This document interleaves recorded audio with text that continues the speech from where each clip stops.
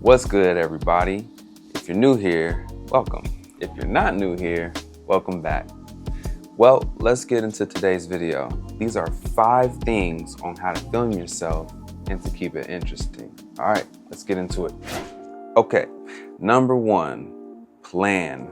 Planning is probably the hardest part of the entire process because without a plan, you have no idea what you're trying to execute. So for me, typically what works is I'll sit down with my little black book and I'll write an idea that I may have thought of that day or a few days ago. Just whatever's fresh, I'll write down the idea.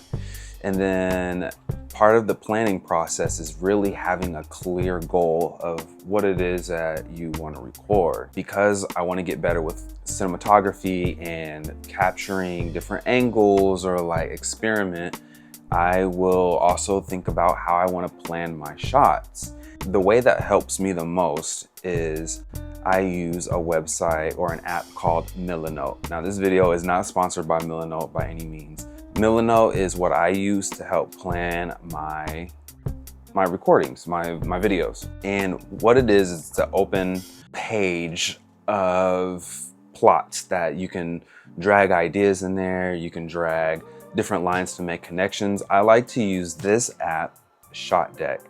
Now, although ShotDeck isn't free, to me it's worth the subscription because I can look up shots that I might be interested in, and you can type in keywords like studio, you can type in like stage, you can type in whatever word, kitchen, car, whatever, and it'll just give you all of these different scenes that you can kind of sample your work for.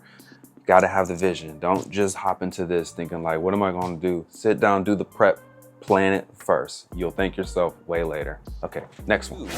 Plan your audio, decide your audio. For me, this was very experimental.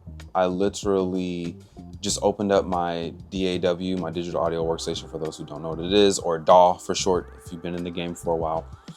I just recorded all my lines into the DAW, and I was just like, I have no idea what I'm doing. I was like, I just want to make some noise. I want to make some chords. I want to twist knobs.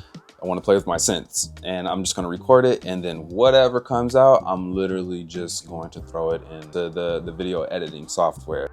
And that's literally what happened. So there's a few ways to do this. If you have a DSLR that has a headphone jack going in, I would simultaneously, as running through your DAW, if you have like a headphone jack out of your interface, run an aux out of a mix and then run it directly into your camera. Okay, so that's 2. Decide your audio. Number 3, get B-roll footage.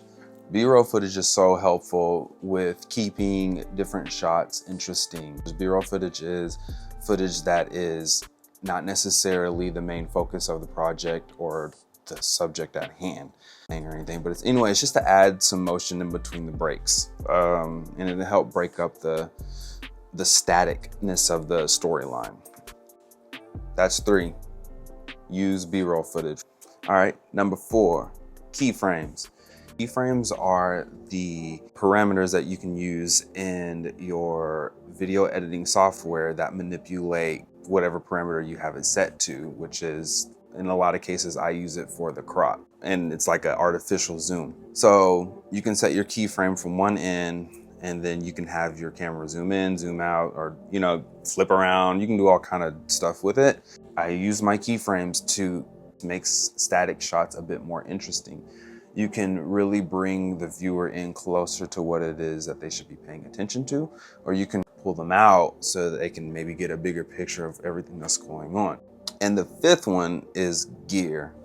Having the right gear helps make the shooting experience for your videos more interesting. I'll fire off the gear that I have. It's not a lot, but it's enough to get the job done over here and for shoots that I do so far. So you want to have a decent tripod. A tripod is necessary. Don't go too cheap, but also don't break the bank. There are some tripods that I'm not sure about the prices on those, but that's for me to learn maybe later on in life, but they're like several $1,000s. Anyway, get a tripod. I use C-stands for my light. I have a light It's an Amaran 300C. That's another thing that I have that helps me make the films a little more interesting is I have a little more control over the lighting. Before I didn't, you know, it was just whatever natural light was coming in and that was it. With this light that I have, the Amaran, I'm not sponsored by them, they didn't send me anything. I bought it with my own earned hard cash. Is what makes it good is I can change the color temperatures. Like right now it's to match the outside with the natural sunlight. I can change it to like a really warm candlelit kind of vibe or just a regular lamp. I have that light on a C-stand, and then for the up above camera shot, I used the other C-stand and I hung my camera upside down, actually using this, which is what I was using on tour for J-Hope. I was putting my phone here, but it also has a cold shoe mount. And then I have this adapter from my monitor, and I was like, I think I can hang my camera upside down. So I mounted this to the top of the C-stand, mounted my camera to this, and that was the shot. So in conclusion, it does take time, but I believe this way electrifies a new path of creativity.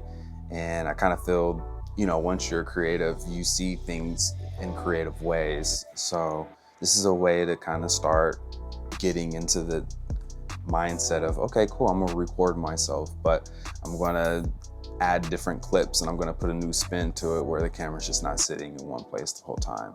So anyway, guys, those were 5 things on how to film yourself and to make it interesting. Did you learn anything new here? Is there anything you would add? Guys, let me know below. I'm excited to hear from you. Peace. Till next time.